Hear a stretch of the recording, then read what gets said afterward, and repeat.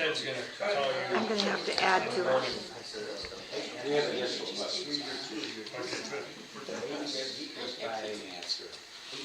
Yeah, I talked to him earlier today. He's not working tomorrow, but he's gonna call you. I don't want to deter And you. probably come over Monday. Here, do something. Yeah, we have plumbing guys. We have Really?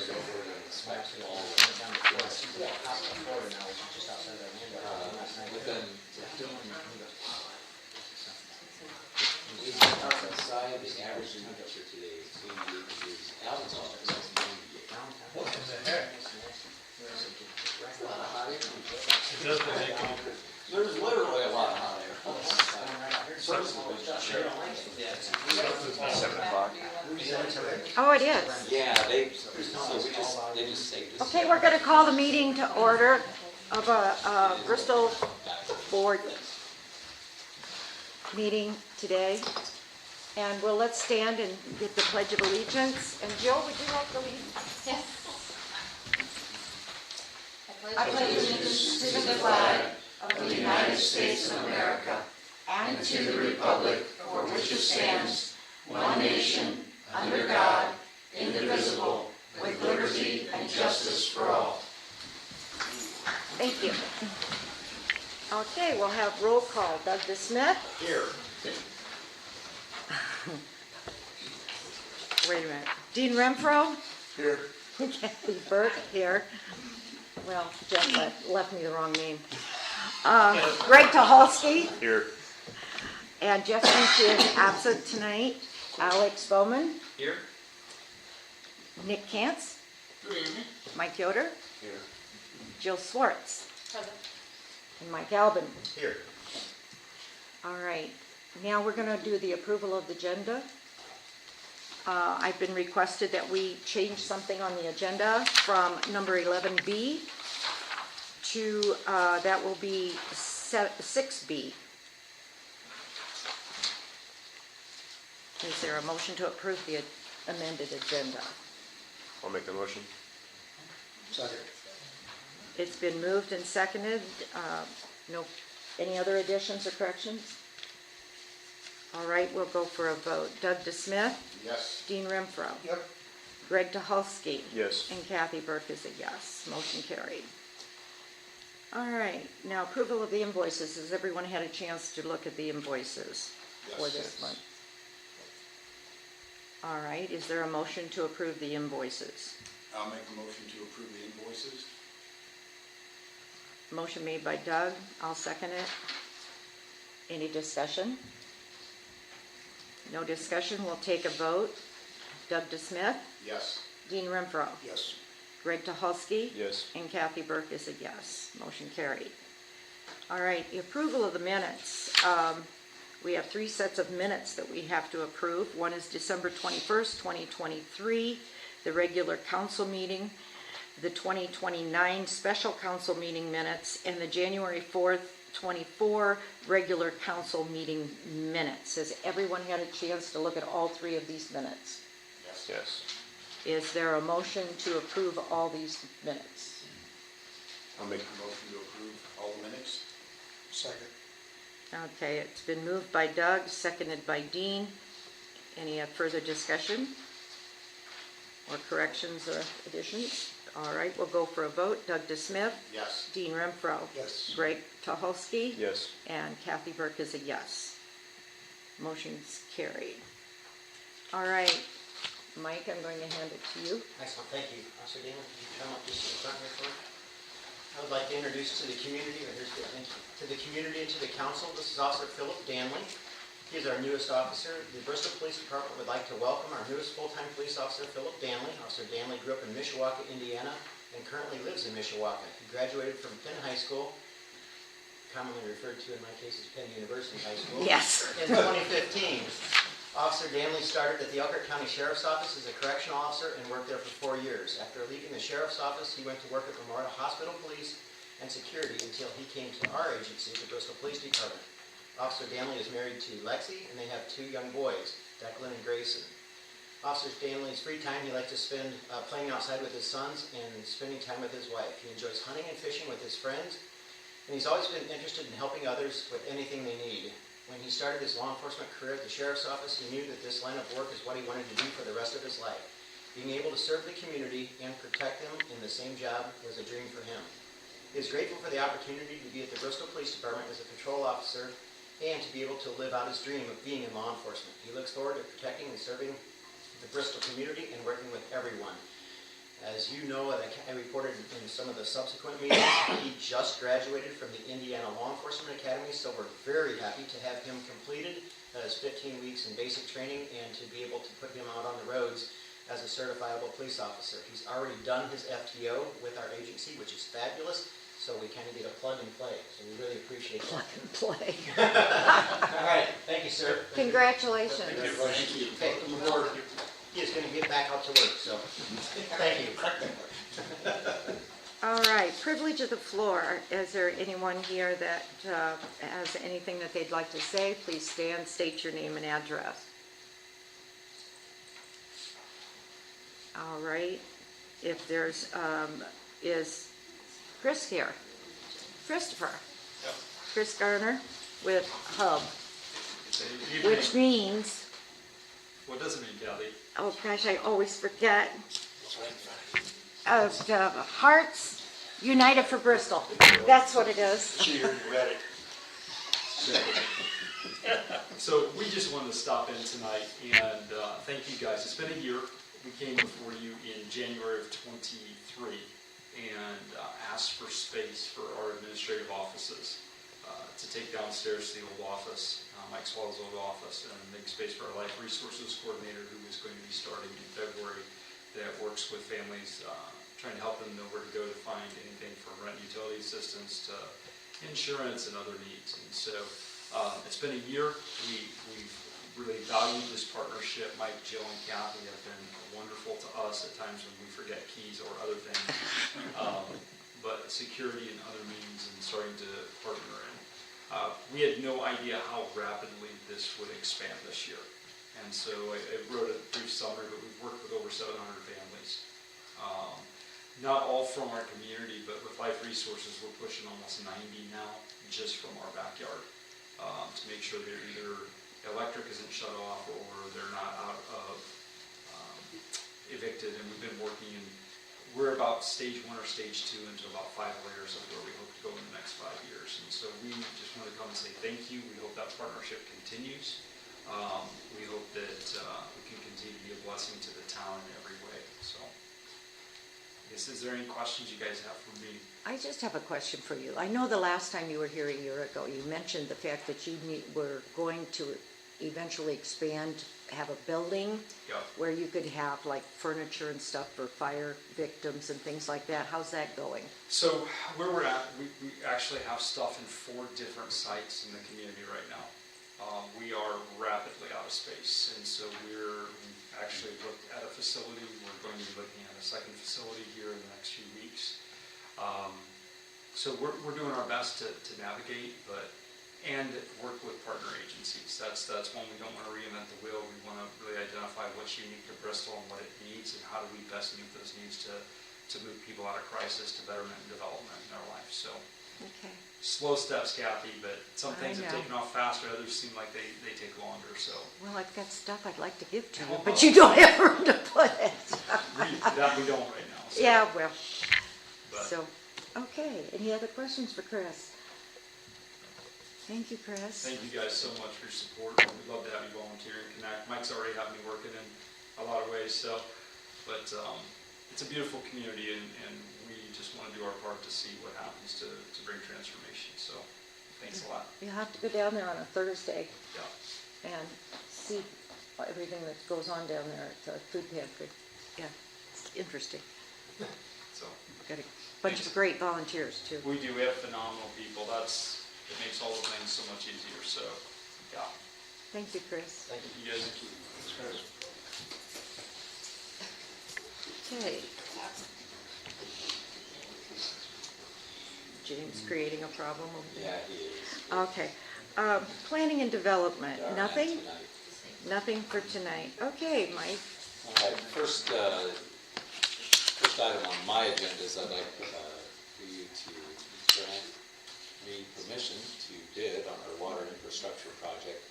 Do a recent work session, we talked about the new water tower, the new water main. Ken presented that, and he's here tonight if you have any additional questions, but seeking permission to bid. Just a small project. So just to remind you, the project cost estimate is right about, it went up a little bit because we added some components. In the existing well field, we're building a new chemical feed building, replacing the old one. That includes all new equipment and controls. So that's going to make it a little bit easier for the water department to run the system and take care of it. So I think our pre-designed cost estimate was somewhere in the neighborhood of $13,450,000. We're expecting that to probably, with that new addition, be up around $15 million. So That's 50% over the original, isn't it? So was it a No, 10? No, wasn't it 10? Thought the first I thought it was presentation close to 10, wasn't it? no, I think it's So it's over 13? yeah. Okay. Yeah, so the project is on track to access state revolving loan fund money with the closing probably in May or June. So How much would that be coming in? Well, that's the whole project. That's the whole project. yeah, that'll be the whole 100% of the project. So And we've got enough rate increase to cover those bills, so. We will have. yeah, We will Yes. right here now. How close? Partway. I thought I said half. Did we go about half? Yeah. Well, it was slightly lower project costs, so. We have a similar issue on the wastewater side too. That project saw a little inflation as well. Instead of are you having any more questions? Is this the new building and everything? This is like all encompassing, like, It's just the water This is side. the water side. The wastewater side, we're in the process of getting bids on that. So Okay. this is water side. The only new building would be the Yeah. treatment. yeah. And of That's a course, smaller building. and of course, this is a steel composite, 1 million gallon storage, which is what the town needs but has never had. So okay. this will take care of you for quite some time. One additional supply well built in the existing well field, and then upgrades of the existing wells. All the high service pumps will be updated, all the controls, and then of course the water main infrastructure that is closing some critical loops that are currently open. So, and so that would be crossing of the St. Joseph River on the west, and then a connection coming down from the North Industrial Park, across the rail, across the highway, across the Little Elkhart River, then all the way down to the mini storage facility, Crystal Storage, through their site, across County Road 8, down Hinsdale Drive, around Monogram Foods and back into the well field. So a lot of 12-inch pipe going in the ground, and we've just been able to, we have, after tonight, you're going to approve one of the last two easements. So this easement that we're going to approve tonight is the easement that allows us to cross the river from north to south. We were working with the owner of the Look Trailers site, but they apparently sold real estate investment fund that owned the site to another party, and we just couldn't make any headway with them. And so we had to move it farther west on County Road 8 to cross the river. So The only other one, like I said, the outstanding is with Monogram Foods, but we should have that anytime too, so. Okay, is there a motion to give Mike permission to put out bids for the water infrastructure improvement project? I'll make that motion. Motion made by Greg, I will second. and Doug will second. Any further discussion? All right, then we'll take a vote. Doug DeSmith, Yes. Dean Renfro, Yes. Greg Tuhalski, Yes. and Kathy is a yes. All Okay, right, next I'm going to move to C, since I'm in the permission mode here. We're ready to bid the Community Crossings Mansion grant project from last year's second fall. This is Indiana Street, in front of the elementary school, with the construction on that area. It's just need permission to bid. you've got an easement acquisition, did you? I'm gonna do that after. I'm doing C before B. Sorry, Madam Chairman. Well, I didn't want you to forget. No, I didn't. Okay. It's just I didn't want to jump down on the agenda on my screen and then have to come back, so it's convenience on my side, my part. All right, we're looking for a motion to give him permission to bid the CCMG 2023-2 project. You make that motion. Okay, Dean made the motion. Is there a second? I will second. And Doug does second. Any discussion, further questions, anything? All right, having none, we'll take a vote. Doug DeSmith, Yes. Dean Renfro, Yes. Greg Tuhalski. Yes. And Kathy Burke is a yes. Okay, thank you. Next up is, a request that Ken's already alluded to, so Ken, you want me just to go to the next page? Yes. So this is a property that is on the north side of the river. It is we're going along the east property line of that really nice house that is 2 doors down from the Look Trailer site on the south side. And that property, that $2.28 a square foot is, and we're getting a pretty good size easement from them. That's what leads us to that $11,000 number. And it's something we can't avoid. We've got to do it. And we actually moved the water main from within the Look Trailer site, and we're actually saving some money there by not having to pay them for the easement or make a trade with them for the easement. So that one easement from Look Trailers was well over $70,000 plus the cost of building the main. So it was the ideal place to locate the crossing. This will work. It's not as good as theirs, but we can make it work. Because it's further down the river now, right? Further So then down the you've got to river. come back towards Yep. Yeah. Fox Chase. Yep, Here's a we've got to come back Picture of it through the river. We're actually going to be right here. crossing diagonally from this gentleman's property over to the connection point. Right. So we'll make sure that council knows when we're making that directional drill, because it'll be an interesting project. Now, that's the Yes, east side of the property? Pardon? East side of the property? That It'll be these- on his east property line. Yeah. Near that little house or whatever Yeah. there is. There's a little house down next to the river that Yes. we did approach, and they wanted a lot more money for the easement, and we're only adding a few more feet of pipe along the road to get down there. So probably been an interesting process. Isn't it just west of 21 then?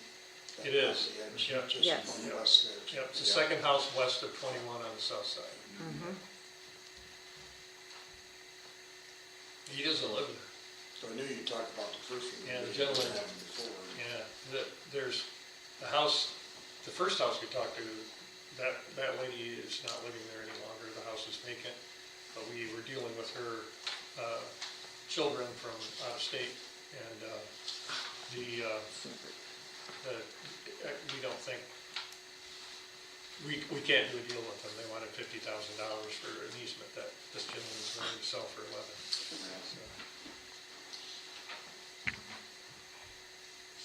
All right. I'll make a motion that we approve the easement acquisition for $11,115. I will second that motion. It's been moved and seconded. Any further discussion? Having no further, I'm sorry. Oh, having no further discussion, we'll take a vote. Doug? Yes. Dean? Yes. Greg? Yes. And Kathy is a yes. Thank you. Okay, my last item tonight is we received our annual report from the Elkhart County Humane Shelter on their activity in the city of Bristol as far as the animals, and total animals impacted were just under 200 this last year. Thank you, Ken. Thanks again. So, as you know, we're under we contract with them for this service, and we do that through the county, so we'll be getting an invoice at some point. So, What month is their contract up? Do you remember? I don't know. I was thinking it was in the spring or something, wasn't it? It's the 2 installments, spring and maybe like fall. Okay. I'll see chickens, that's good. That is good. No, it's What's not, it- what's it's it? under RTO? all animals. RTO, oh, return to owner, I'll bet. Yeah, oh, those are 0. So, yeah. Anyways, interesting request. You can think about that many calls within the city of Bristol, but We Are you question that as well. questioning? Just, I say, who calls it? Not us. well, so, I'll just say this, we pay a contract, and our contract is for them to perform the services inside the incorporated town. I gave these numbers to my officers, and they looked at them, and we're the ones that are predominantly calling them, not always, but often. We're just not sure, we kind of think this may be 46507.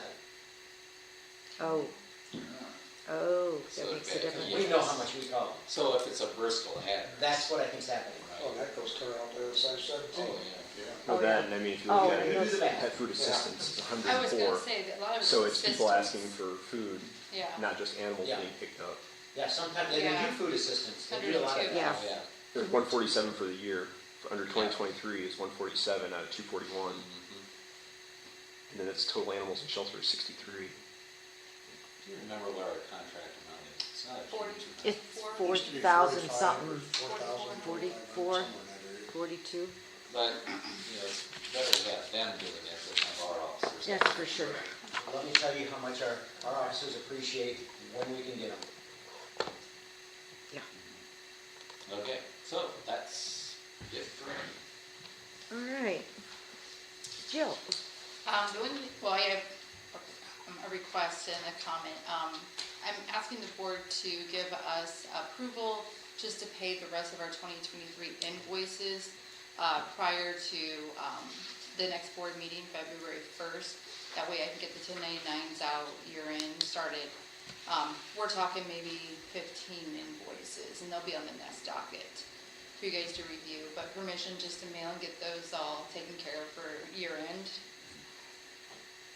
How much are we talking? I mean, They are very minimal. It's just some leftovers like Hardings, some of our like 6 Band-Aids. I think Mike had a few Yeah, cell phone. We have some standard bills. So I put them in today. I don't have a total, I'm sorry. But it was maybe like 12 invoices. Jill, I think, if I don't mind, I would just note to the council, this year, the police department did not request to encumber any funds. And we had, for several years, had to encumber funds. It just worked out that we didn't have to. So it was nice. It helps them close their books and makes the accounting a lot cleaner too. yeah. Yeah, I don't think we had any encumbrances Okay, this good. year, so, last year. So that way I can just get them mailed and they all can be paid. All right, is there a motion to approve those invoices? I'll make a motion. Dean made the motion. Is there a second? I'll second. Greg, second. Is there any further questions or discussions on that? All right, we'll take a vote. Doug? Yes. Dean? Yes. Greg? Yes. And Kathy is a yes. Thank you. Motion carried. The other comment is, I wanted to let you know that our utility clerk, she started on the 8th of January, Denise Thornburg. I think we guys gave you some information prior to her starting, so she's at her second weekend, she's doing great. She has a lot of experience being the Osceola clerk treasurer for, I think, 12 years, Okay, yeah. 12 years, so she'll be a great 16, aren't those 4-year, are they just 2-year terms? 4-year terms. So, she's doing great, so I'm very lucky to have her. Really? I wanted to give you guys an update on that. Thank you. That's it. All right. Mike? This Mike. Thank you, council. I'll just go quickly through I'm actually going to do the year-end report. The monthly totals are there for your perusal if you'd like to go through them. But we had 554 traffic enforcement citations, 643 warnings, 5,517 calls for service, and there's 3,460 calls. We took 98 property damage crashes, 10 personal injury, 1 fatality, and 16 leaving the scene. I've made a lot of comment about people leaving accidents, and it's just an issue with our community. It's not horrendous, but if you look at 16 of 100, or roughly that area, please stay. So, and the law requires you to stay. So we took 521 cases that were investigated, 83 were closed with arrest. We had 11 OWIs, operating while intoxicated, 4 felony, operating while intoxicated, and 46 narcotic arrests. So we're continuing to try to reduce the number of narcotics in our community or brought to the workplace, which is what we're seeing more often. We tagged 34 vehicles and removed 20 of those, and we impounded 83 vehicles throughout the year. Interestingly enough, we had almost just short of 150,000 miles driven by our patrol officers. So, we do hear comment. It's tough for us to cover all the time, but when you think of 150,000 miles driven in this tiny little town, it's a lot of miles. Now, part of those are miles, just remind you, part of those are miles because we do allow take-home vehicles for our police officers as a benefit to them. So that does include those miles, so just be aware of that. Still a considerable amount of miles. I'm going to jump over to the code enforcement section. I'll just kind of review his 2023, 18 abandoned junk vehicles removed, and 11 animal calls, so kind of an interesting thing. Randy's handling a few of those things.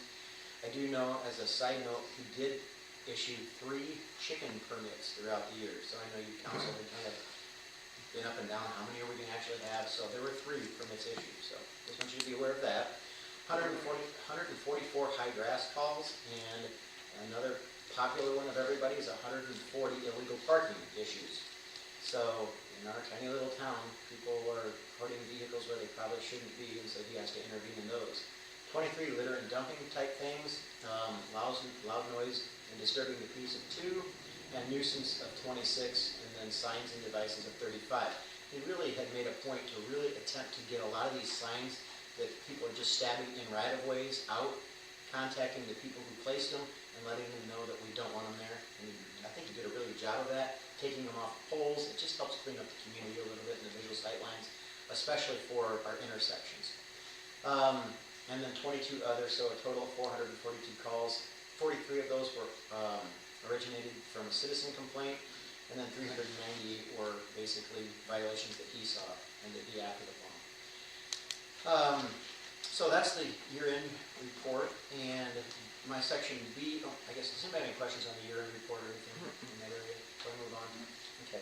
Section B was introduction of Philip Danley, and again, I want to just reiterate, we appreciate having him come here, go through the training, go to the academy, pass the academy. I was at his graduation. It's a proud moment for him and his family, and it's not easy. It's not easy. It's not a cakewalk. So he was able to do that, and we're glad to have him on the street, let me tell you. The last item, just really kind of advising, well, actually I have one more item, so I won't say the last. Advising the council is kind of an interesting, unique thing we had this year. Our community is very supportive of what we call our Shop of the Hero. It used to be known as Shop of the Cop. And there's a lot of funds that come in to support that activity. And because we're down on officers, to me, it's very important for us. And the reason that program exists is for a child to connect with a uniform, and we had the fire department helping us for years, but it's really connecting with the uniform, so that they see us outside of the enforcement action that we often take in the homes. And these are sometimes underprivileged families, so we get to take them out, shop with them, give them a little bit of food, get them excited, and some sugar, and send them home. Because Shoplift them? yeah, well, and I'll tell you the nice thing, because we had so few officers this year, we couldn't take as many kids, which is disappointing. But what it allowed us to increase the amount that we spent on each child, which actually went up by $100 per child, that's substantial. We were very happy to do that and give them more things. And what we found in this process is that these children are so used to not getting something that they were buying for their siblings and their parents and stuff like that with this extra money. That was a cool thing. So what was neat about it, though, is because we didn't have as many children, we still had some leftover money. So we decided to do something we've never done. We are often in what's called the Pride Academy. That is a division of Elkhart school systems for children who aren't functioning in the mainstream educational process. So they decided to move them to Bristol here. We are often intervening with behavioral issues over there. So we thought, well, let's do something for them. So with the extra money, again, I wanted to connect a uniform that they're used to enforcement action to something else. So we had a pizza party for it. So we bought pizza, the officers in uniform took them the pizzas. They sat and attempted to eat with them. Some were receptive, some weren't. But just to make a connection. So it's something that we use those extra funds to buy pizza and have a pizza party for them, which helped us deplete some of the funds and was a good community connection. So it's kind of a nice thing. And that was Ashley's idea. She goes, well, let's do something. We wanted to give them some clothes or something. That just didn't work out, so we ended up feeding them. So it's kind of a good thing. I'd like to continue that. I think that's something that the community benefits. These children that are in our Pride Academy are not from our community. I promise you. But I think it's a connection because we're the ones that are called to deal with their behavioral issues during the day. So it may help. We're hoping it'll help in a way. The last thing wasn't on the agenda. I do want to bring it to your attention. I brought it up on Tuesday's work session. I have a little more information. I just want to toss it out there for you to be aware of. As I talked about, it's Senate Bill 129, and it was sponsored by Senator Gary Byrne, B-Y-R-N-E, of Burneville, Indiana, down around the Ohio state line. I reached out to him. I called his office. I spoke with his assistant. His assistant is going to have him contact me, so I'll be able to have first-person communication. But I'm kind of wanting the specifics and some of the underlying factors of this proposed bill. But what it's saying at this point is SB 129 provides reimbursement to the employer of local police officers if the police officer leaves within 3 years of receiving basic training while employed at the unit. The reimbursement is based on the cost of the training, the first year salary of the police officer, the equipment costs, and the cost of benefits the officer received. If the officer leaves in their first year to another department, the reimbursement is at 100% of the eligible cost. If they leave within the second year, it's 66% of the eligible cost, and if they leave in the third year, it's 33% of the eligible costs. So to me, This is beneficial. Now, I want the specifics. Where's the money coming from? Is there any punitive nature to the agency who takes them? I want to learn about some of this stuff. But it passed the House on a 10-0 vote.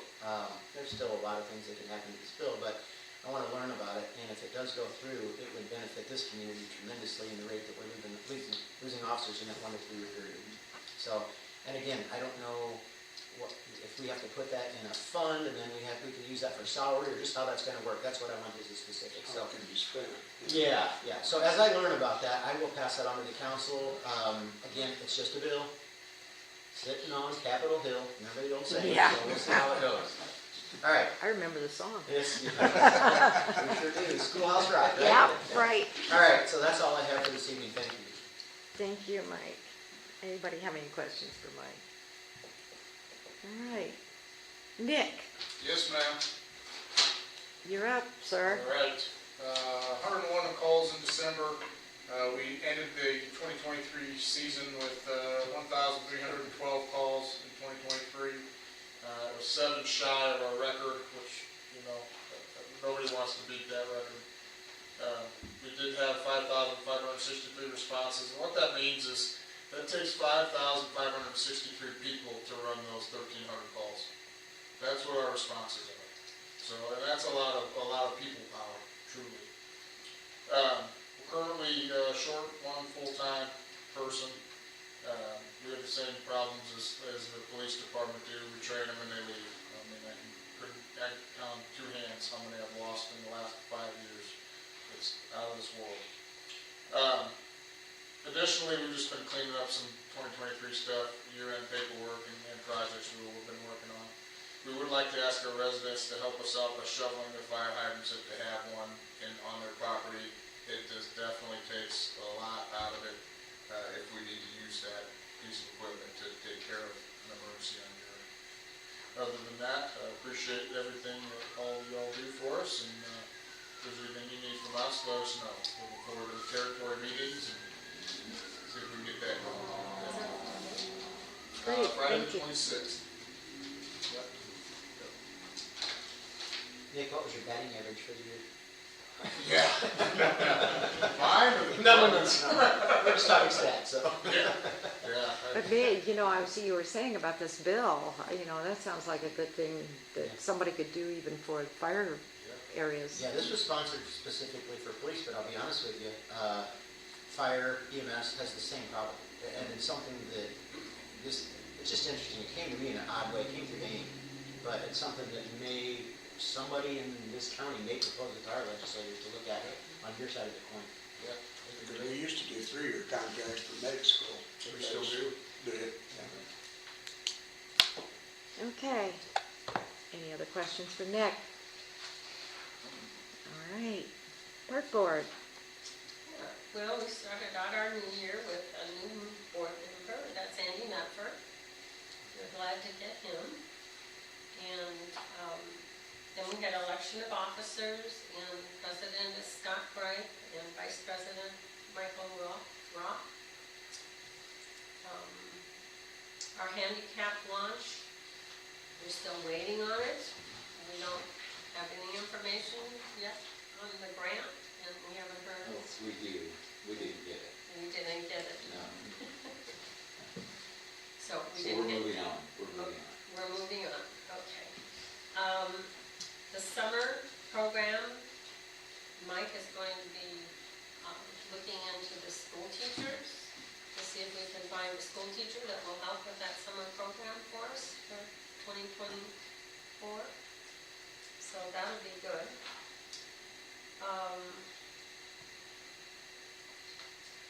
We did do a little bit of talking on the park board's 5-year plan. We really have to look into that to see. We're in the last year of it. So we're going to be eligible for grants of any kind from the DNR. We have to have our 5-year plan. So we'll be doing that. And then we did discuss repaving Cummins Park parking lot. And they're going to be doing the top part of the parking lot. Is that right, Mike?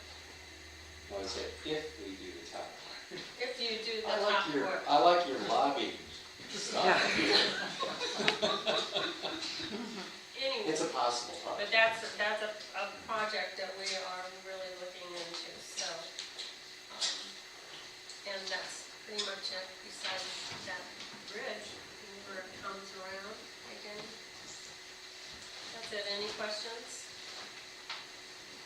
Does anybody have any questions? Thank you, Linda. All right.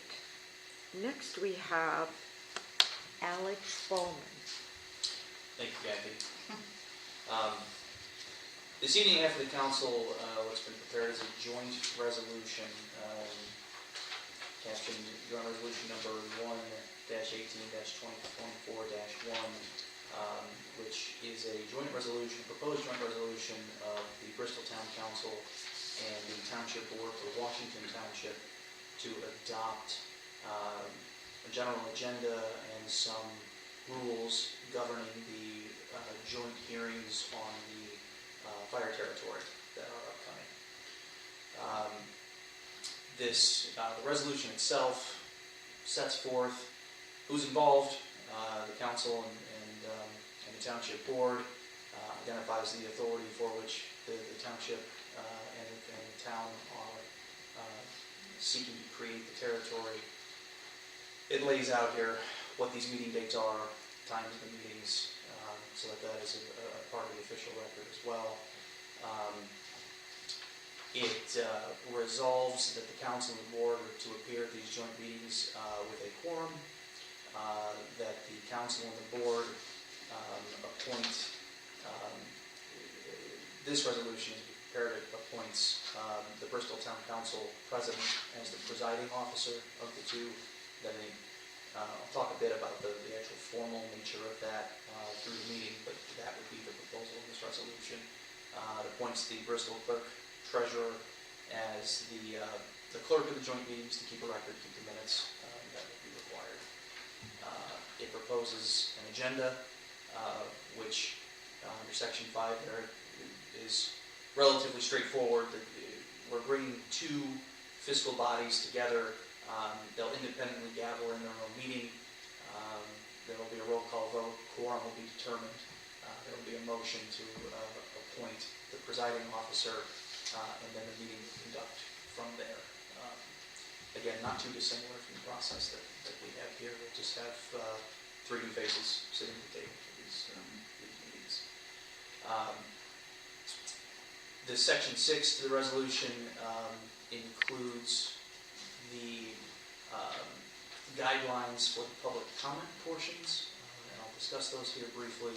And then, just as a matter of course, in the event that the town council and the township board have some joint meeting long in the future, this resolution by its term expires March 30th, which is effectively the last date that the town and the township are able to consider the creation of a territory this calendar year. So it's this is limited to the discussion of the fire territory, essentially.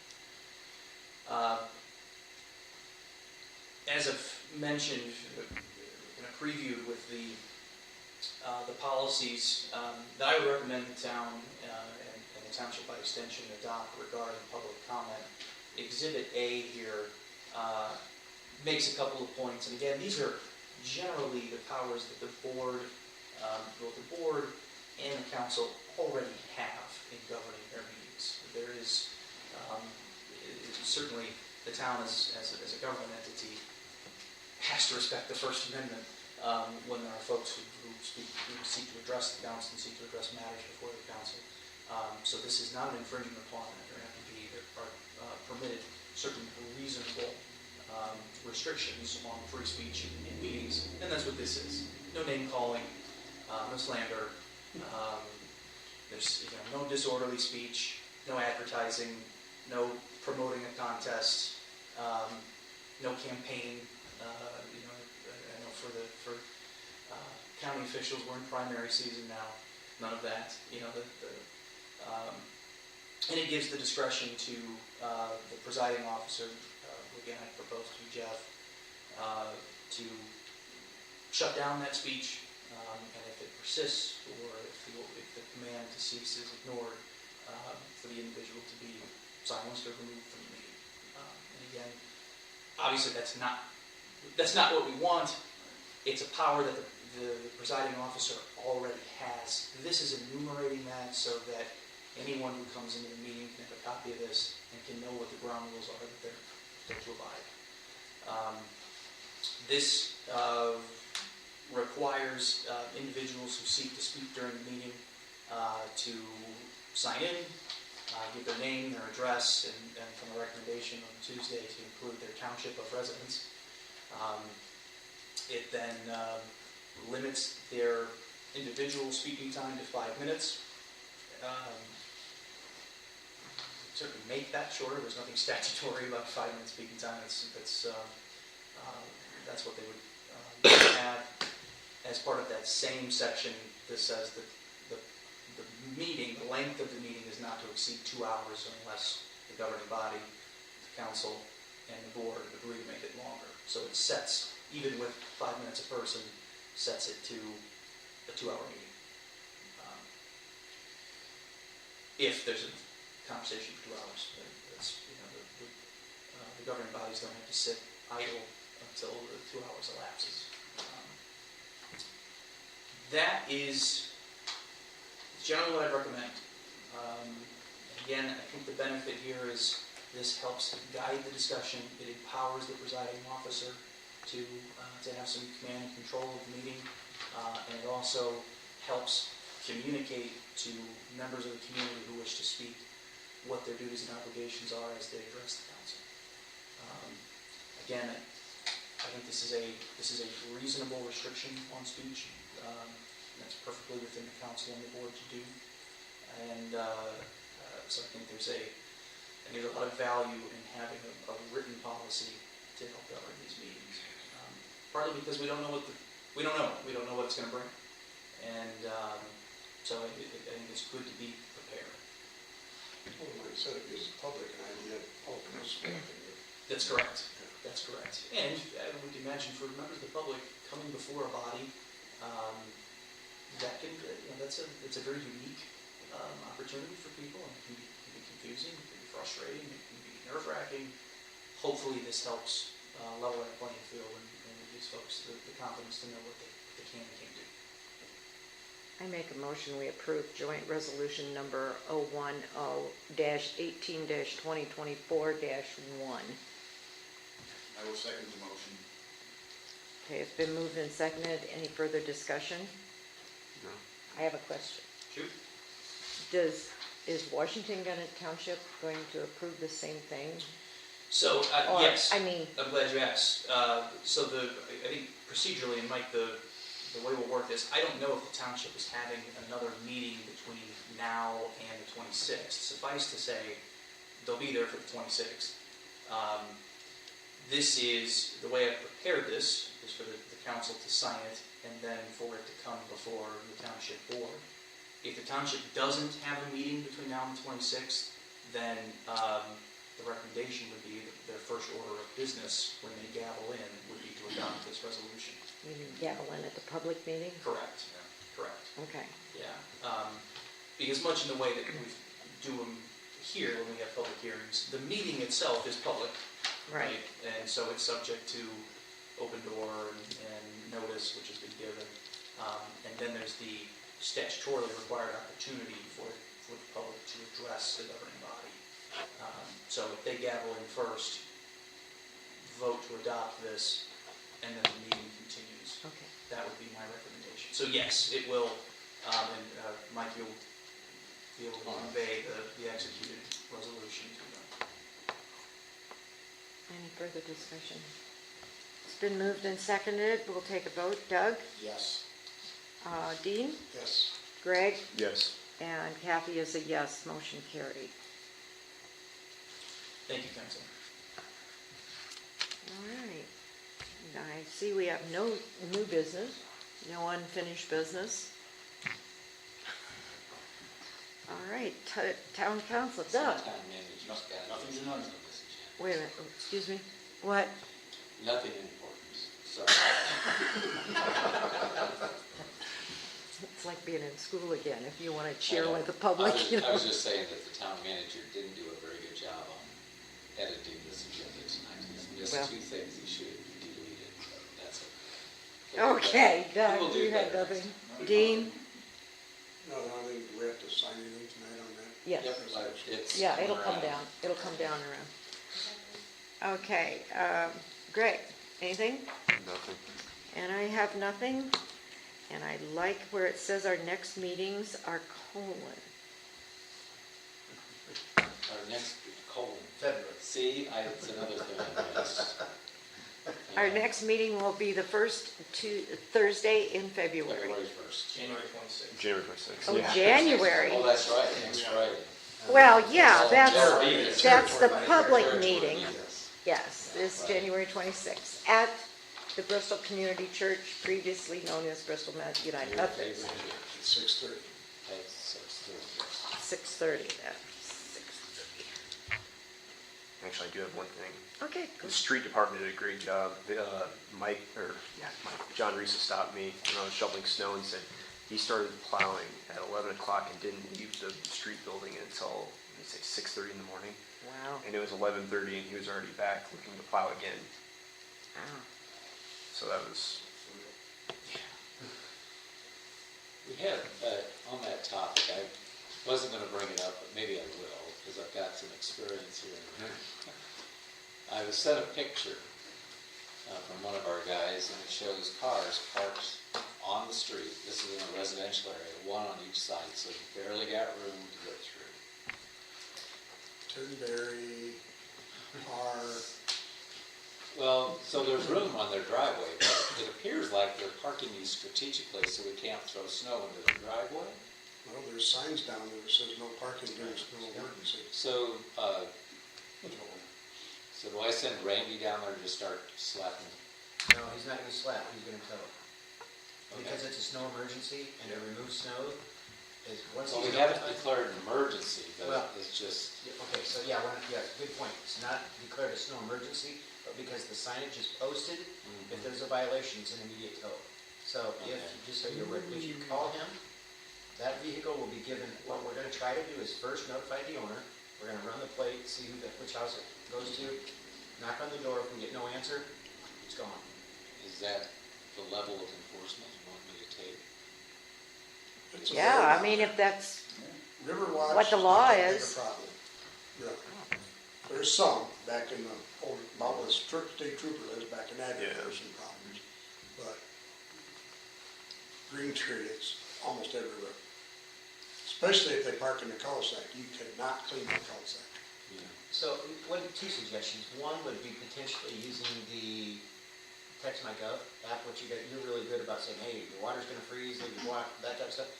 A reminder there, and then two, I know this is a pain for your people, but potentially identifying the areas, if it's specifically that area, blanket a letter to everybody and just let them know if we have an emergency, not a snow emergency, but a plowing issue, that your vehicle will be towed. There's not a second chance. At least they've been notified, and when they complain about their vehicle being towed, we send them a letter.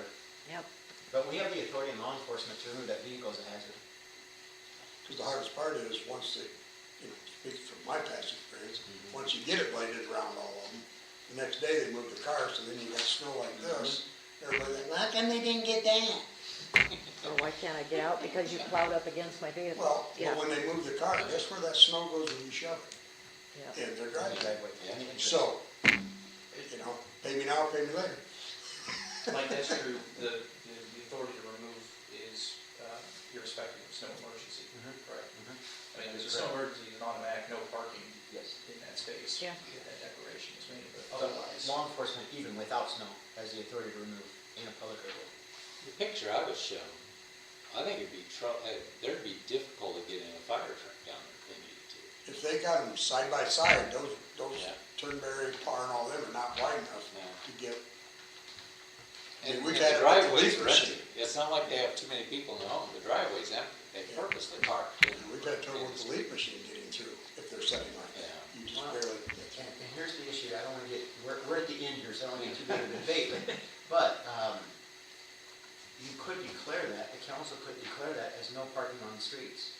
Now, I know you'd make one tenant very happy about that back there, who's constantly calling, but if you had no parking, then it leaves them in the driveways. So you clean those roadways up, and the way that was designed, that was one of our first designs, they're semi-narrow. They're not very wide areas. So the council has the authority to say no parking on the street, put them all in the driveways. Then, of course, Randy's gonna have more on grass parking and all those things, but that's our issue. So just a thought. Well, like Mike said, 90% of them down there, it's one vehicle, and that driveway is bare. So it's not like you're gonna create, they need to pile them in the grass. Not like they have any place to put them. Yeah. So maybe that's 2024, 2025 agenda type thing. I mean, if you have- We'll be calling for the next 2 months though. If you know the streets are a problem, I'd say blanket them letters, let them, give Yeah. them a warning. I mean, saying no parking on the street during the summer, we're not parking on the grass, that's getting pretty restrictive. I mean, some houses don't have very big driveways, or it's a one-car drive. But I mean, if we can get those communities, like, to let them know that it's gonna be towed, at least there's due diligence. Right, okay. Yeah. Yeah. Anything else? I'll draft a letter. Is there a motion to adjourn? I'll make a motion to adjourn. I'll second that. Been moved and seconded, all in favor? Aye. Aye. Thank you all very much. Thank you, council.